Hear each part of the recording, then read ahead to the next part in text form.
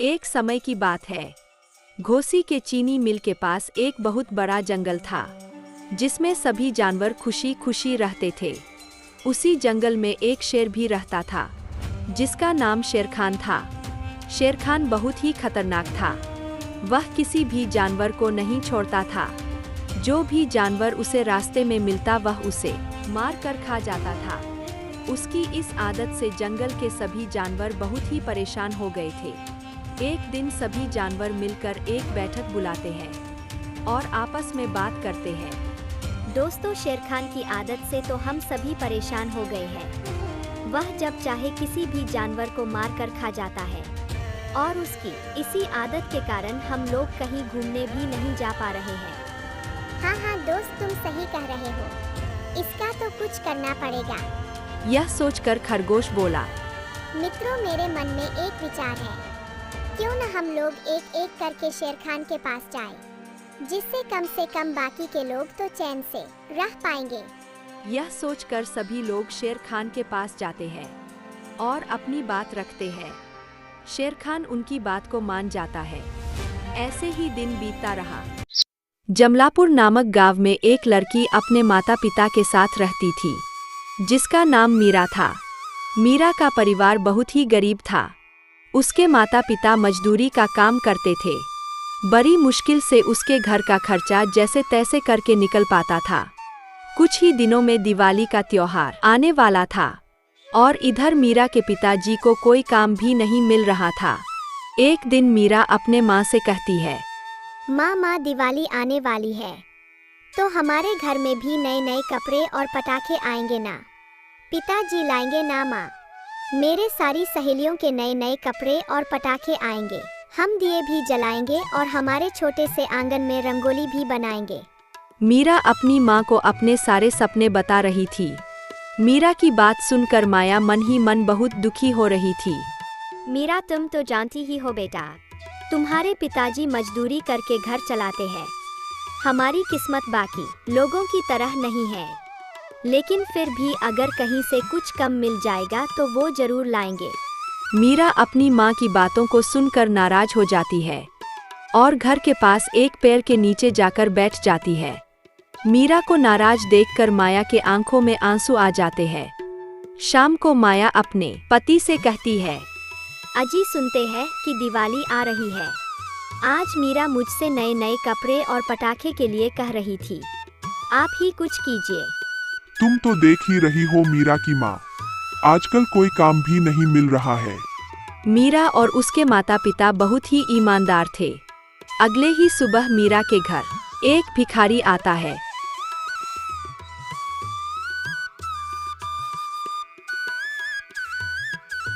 चार दिनों से कुछ नहीं खाया है, कुछ खाने के लिए दे दो, भगवान आपका भला करेगा। उस भिखारी की बात सुनकर मीरा कहती है, पिताजी, हम लोगों के पास तो थोड़ा ही भोजन है, उसमें भी अभी हम लोगों ने कुछ नहीं खाया है। जाने दो बेटा, हम लोगों ने तो शाम में कुछ खाया था, ये तो 4 दिन से भूखे हैं। फिर मीरा घर में से भोजन लाके भिखारी को दे देती है। असल में वह कोई भिखारी नहीं था, वह साक्षात माता लक्ष्मी जी थी। तुम लोगों के ईमानदारी से मैं बहुत खुश हुई। बताओ तुम्हें क्या चाहिए? माता, हमें कुछ नहीं चाहिए, बस आप अपना आशीर्वाद हमें दे दीजिए। मेरा आशीर्वाद हमेशा तुम्हारे साथ है पुत्र। यह कहकर लक्ष्मी माता वहां से गायब हो जाती है और जब मीरा और उसके माता पिता घर में जाते हैं, वे हैरान हो जाते हैं। घर में खूब सारी मिठाइयाँ, नए नए कपड़े और पटाखे पड़े थे। यह देखकर मीरा बहुत खुश हो जाती है और वे लोग भी खूब खुशी से दिवाली मनाते हैं। और मीरा कहती है, आप सभी यूट्यूब परिवार को दीपावली की हार्दिक शुभकामनाएं और ढेर सारी बधाइयाँ। एक समय की बात है। जोधपुर में एक बहुत बड़ा जंगल था, जिसमें एक बंदर रहता था, जिसका नाम टिंकू था। वह बंदर बहुत ही चालाक और समझदार था। दिन भर जंगल में घूमता और भोजन इकट्ठा करता।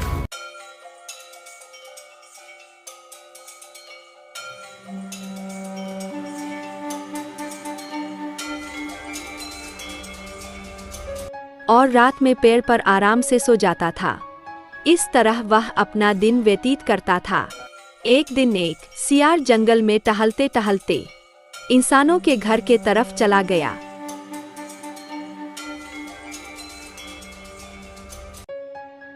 आज तो मुझे कोई शिकार नहीं मिला और मुझे बहुत जोर से भूख भी लगी है। भूख के कारण मुझे चलने का भी मन नहीं कर रहा है। मुझे समझ नहीं आ रहा है कि मैं क्या करूं।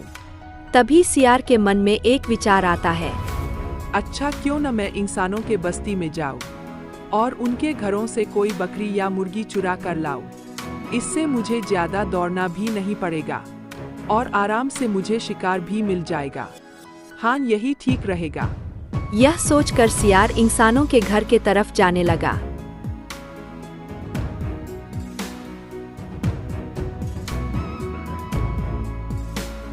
तभी अचानक उसे कुछ आवाज सुनाई देने लगा। उस आवाज को सुनकर सियार बोला, अरे बाप रे, लगता है कि इंसानों ने मुझ पर हमला कर दिया। मुझे जल्द से जल्द यहाँ से भाग जाना चाहिए, नहीं तो ये लोग मुझे मार देंगे। और यह कहकर सियार वहां से भाग गया।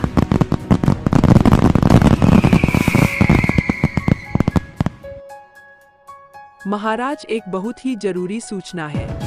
क्या सूचना है, सुनाओ तो। महाराज, आजकल इंसानों का दबदबा कुछ ज्यादा ही बढ़ गया है। ये तुम क्या कह रहे हो? हाँ महाराज, आज जब मैं जंगल में टहल रहा था तो टहलते टहलते गलती से मैं गांव के किनारे चला गया। अभी तो मैं गांव में गया भी नहीं था, तब तक गांव वालों ने बंदूक की गोलियां चलाना शुरू कर दिया। मैं बहुत ही डर गया और भाग गया। इन लोगों का कुछ कीजिए महाराज, नहीं तो इन लोगों का अगर ऐसा ही चलता रहा तो किसी दिन इस जंगल को भी हड़प लेंगे। सियार, मुझे तुम पर भरोसा नहीं हो रहा है। तुम जाओ और टिंकू बंदर को बुला करके लाओ, वही बताएगा कि क्या सही है और क्या गलत है। ठीक है महाराज, मैं अभी बुला के लाता हूँ। फिर सियार बंदर को बुलाने के लिए चला जाता है।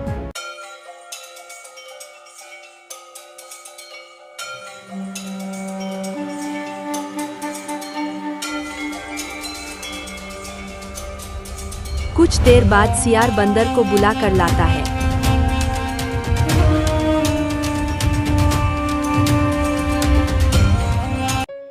क्या हुआ महाराज, आपने मुझे बुलाया? कोई समस्या है क्या?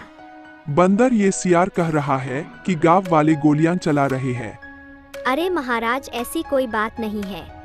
असल में बात यह है कि आज दीपावली है तो गांव के लोग पटाखे जला रहे हैं।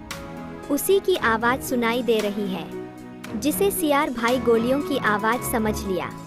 तब सियार कहता है, बंदर भाई, ये दीपावली क्या होता है?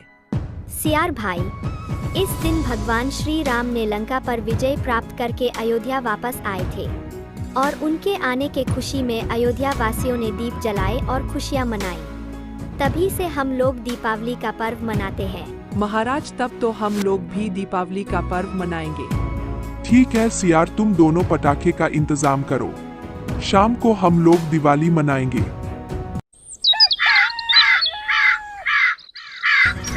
शाम होती है और सभी लोग मिलकर दिवाली मनाते हैं। सियार भाई, बंदर भाई, मेरे तरफ से सभी जंगल वासियों और यूट्यूब परिवार को दीपावली की हार्दिक शुभकामनाएं।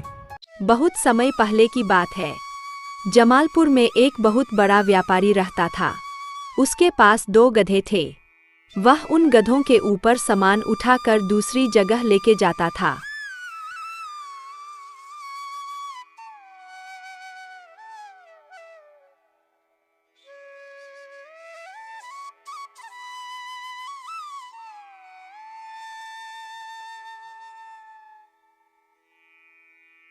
वह व्यापारी सामान बेचता था और शाम होने से पहले घर लौट आता था।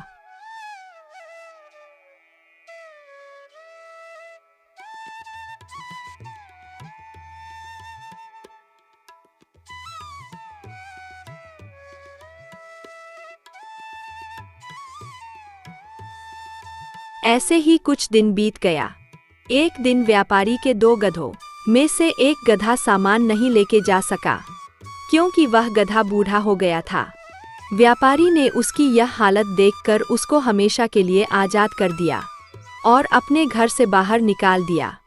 तब गधा दुखी होकर वहां से जंगल की ओर चला गया। चलते चलते वह एक घने जंगल में पहुंच गया।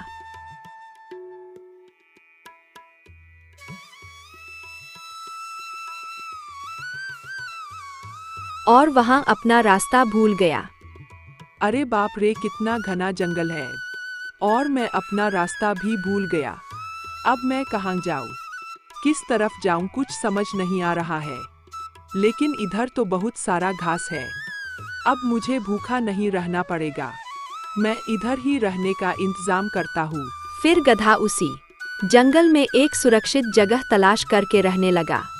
इस तरह कुछ दिन बीत गया। दिन के समय में गधा जंगल में हरी भारी घास खाता और रात में वह एक गुफा में रहता था। इसी तरह जैसे तैसे करके उसका दिन बीत रहा था। एक दिन एक शेर उधर आया, उसके साथ उसके 2 चेला सियार और भेड़िया भी आए।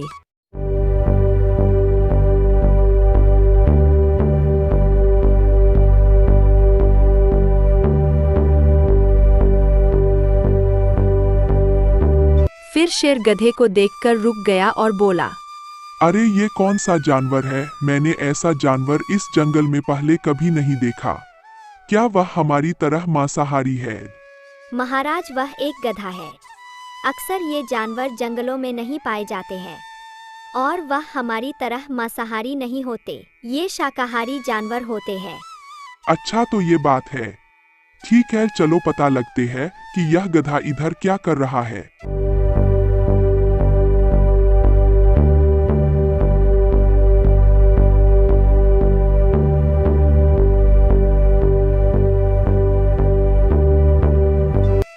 फिर तीनों मिलकर गधे के पास गए और बोले, अरे गधा भाई, तुम इस घने जंगल में क्या कर रहे हो? तुमको तो मैं इस जंगल में पहली बार देख रहा हूँ। अचानक शेर को सामने देखकर गधा डर गया। फिर शांत होकर बोला, शेर भैया, मैं एक व्यापारी के घर रहा करता था। मैं दिन भर उसके घर काम करता था, लेकिन जब मैं बूढ़ा हो गया और भारी सामान उठाने में सक्षम नहीं रहा, तो मेरा मालिक मुझे घर से निकाल दिया। तुम्हारी बात सुनकर मुझे बहुत अफसोस हो रहा है। तुम्हारे साथ बहुत बुरा हुआ, लेकिन अब तुम्हें चिंता करने की कोई जरूरत नहीं है। आज से तुम मेरे सुरक्षा में रहोगे। चलो हमारे साथ, हम सब एक साथ रहेंगे। फिर गधा शेर के साथ चल दिया।